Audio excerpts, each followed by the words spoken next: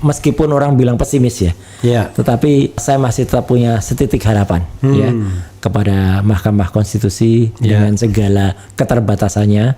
Meskipun kita tahu komposisinya, kita tahu juga ada kekuatan besar seperti yang sering dibilang, tapi ya semoga saja tidak naif amat lah MK itu. Angket ini kan juga maju mundur kan ini, poco-poco maju mundur cantik kan, artinya partai-partai yang kemarin syarat kan kelihatannya gampang, 25 plus minimal 2 fraksi, ya kan? Tapi kenyataannya ketika satu partai sudah menyatakan mendukung dan sepakat setuju ya, Nasdem ya, kemudian PKS sudah menyatakan menyetujui gitu kan, ya nanti ketika perhitungan angket itu mau dibawa ke Bamus, Badan Musyawarah, kemudian mau diangkat di paripurna, itu kan hitungannya kan dengan hitung kepala, Mas. Dengan saya juga masih terus memberikan apresiasi kepada beberapa teman anggota DPR yang masih kritis ya gitu, baik dari PKB, dari PDIP, dari PKS gitu yang masih pada kritis. Cuman kan yang lain-lain kan tampaknya sudah melipir, sudah menjadi hati-hati. Tapi kalau sekarang ini melipirnya kecepatan dan langsung ke tengah melipirnya. Oh, ke tengah.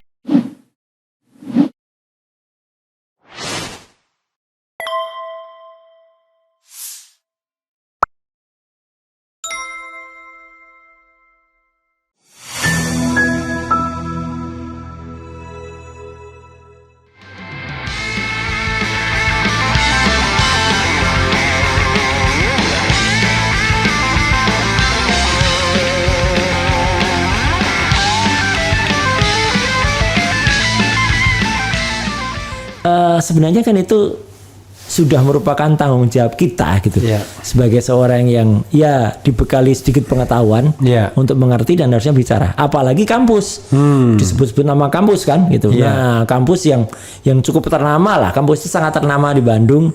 Kenapa sampai MOU-nya beredar, kampus itu tidak bicara? Itu yang saya sesalkan sampai dengan hari ini. Ya wajar kan kalau kemudian ikatan alumni. Tapi terkesan kan Mas Roy kritisnya by accident jadinya setelah dari pesantren ya. Enggak loh Mas. Enggak ya. Dari dulu kalau kita lihat rekam jejak, 20 tahun yang lalu saya sudah bicara soal ini Mas. Enggak, maksudnya kan tadi ada kembali. Udahlah kembali kepada Hito kan. Iya. Artinya nggak mau masuk wilayah yang ngeri-ngeri sedap begini kan. Iya. Nah, tetapi kan gara-gara memperhatikan debat itu, akhirnya kecemplung lagi gitu. Loh ya memang dasarnya teknologi kalau itu. Yang saya bilang teknologinya. Dulu sebenarnya semenjak dulu saya ngeritik 20 tahun yang lalu. Waktu itu yang saya kritik sekarang menjadi sahabat Bu Kusnul Maria itu kan sama waktu itu. Jadi waktu itu program perhitungan yang dipakai oleh KPU itu sangat lambat, tidak cepat, kena hack lagi. Nah, cuman kan saya appreciate-nya waktu itu kan ketika kena hack langsung bukan panggil malah polisi langsung masuk. Langsung meriksa. Ini juga Mas.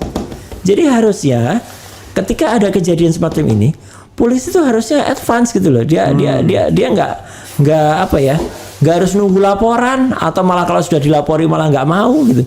Dia kan harus masuk periksa itu kan server Sirekap. Itu kan kalau independen. Sekali lagi kita bicara independensi kan. Makanya itu dulu aja 20 tahun yang lalu aja bisa begitu. Kenapa tidak? 20 tahun yang lalu itu polisi masuk terus langsung polis lain. Servernya yang ada di Imam Bonjol dan yang ada di Hotel Borobudur. Kemudian kena hackernya, ya karena yang merubah partai Jambu, partai Pisang, partai Kedondong itu. Ya bagus. Itu artinya polisi kerja bener, ya.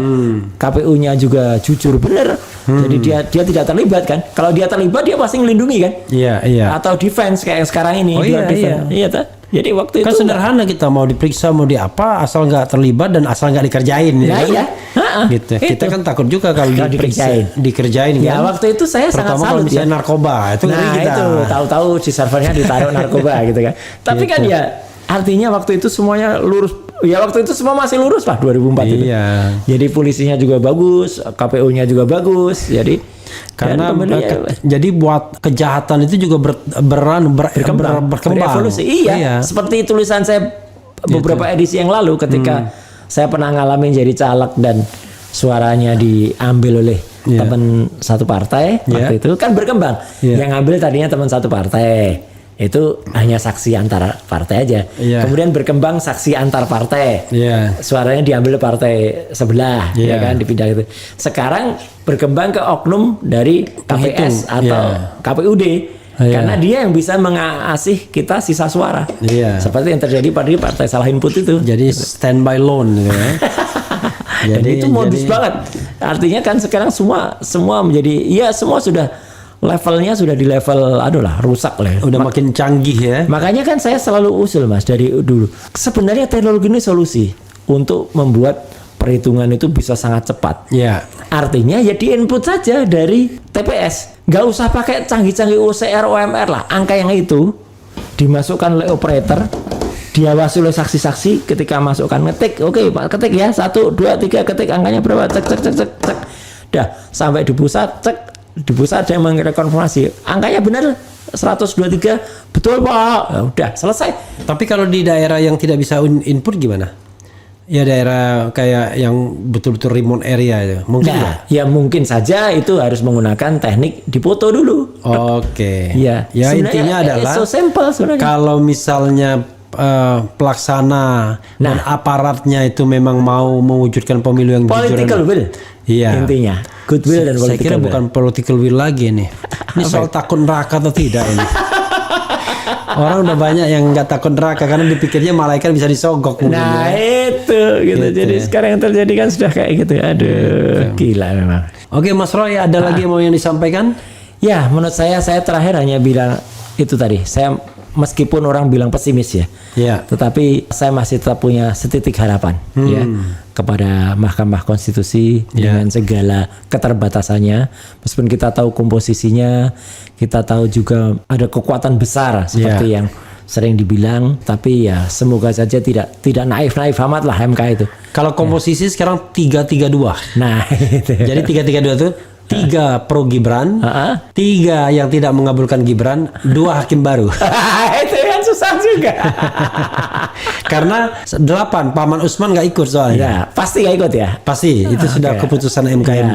MK. Dan sudah dikonfirmasi oleh Ketua MK yang baru. Ya, Pak Suhartoyo. Sekarang sering sakit-sakitan katanya. Waduh, itu lagi. Gitu.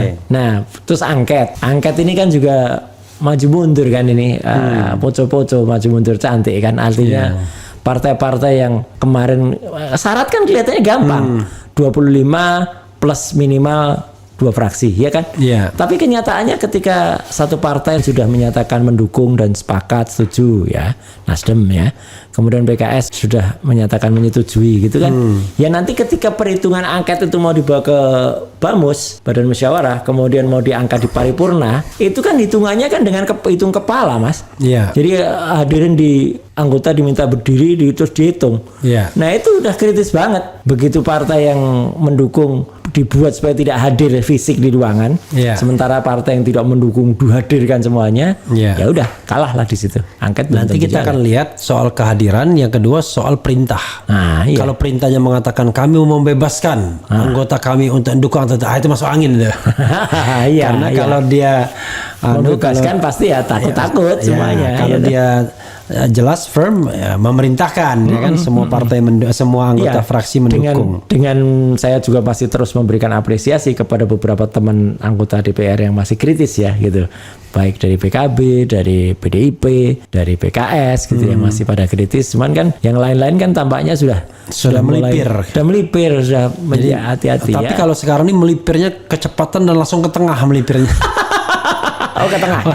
Orang itu kan melipir itu ke samping, ke pinggir kan dapatnya 1 atau 3 kan? Tapi langsung ke tengah melipirnya. Nah itu Mas. Jadi kalau ditanya bagaimana, apakah bisa nanti mau gabung dengan pemerintahan? Itu bukan prioritas. Wah, katanya begitu. Kalau bukan prioritas artinya masih ada keinginan. Itu. Nah, at last but not least yang saya bilang, saya tetap tidak akan berhenti teriak, Mas. Ketika teknologi masih digunakan tuh hal kayak gini. Gitu. Jadi selalu yang saya bela itu adalah bagaimana jangan sampai teknologi itu disalahgunakan atau bahkan digunakan untuk berbuat salah. Ya, tidak hanya disalahgunakan, tapi digunakan berbuat salah. Tidak hanya disalahgunakan, tapi digunakan secara salah. Nah, itu seperti yang sekarang ini. Itu yang saya teriak betul, dan ya meskipun tentu yang namanya resiko itu selalu ada. Tapi ya namanya resiko kan pasti juga terukur. Itu aja. Ya. Mau ke pemirsa? Cukup saya kira itu. Ya, jadi artinya saya tetap pada pendirian. Jadi insya Allah apa yang saya lakukan ini ya itu hanya menegakkan kebenaran dalam penggunaan teknologi. Itu aja. Oke, sahabat era sekalian, tidak terasa ya, karena ini perbincangan yang menarik ya soal rungkat-rungkut ini.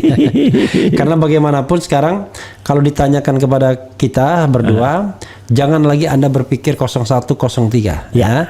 Berpikirlah bahwa negeri ini harus diselamatkan. Setuju. Karena ada orang yang ngirim saya Al-Qur'an. Katanya ini surat Al-An'am, surat Al-An'am ayat 123. Bunyinya begini. Saya dengan bahasa yang agak bagus dan sedikit. Begitulah ketetapan Allah yang berlaku pada setiap negeri yang penduduknya durhaka kepada Allah. Kami angkat pemimpin-pemimpin yang jahat. Lalu para pemimpin jahat itu melakukan tipu daya kepada rakyat negerinya. Tipu daya yang dilakukan para pemimpin jahat kepada rakyatnya itu hanyalah merugikan diri mereka sendiri.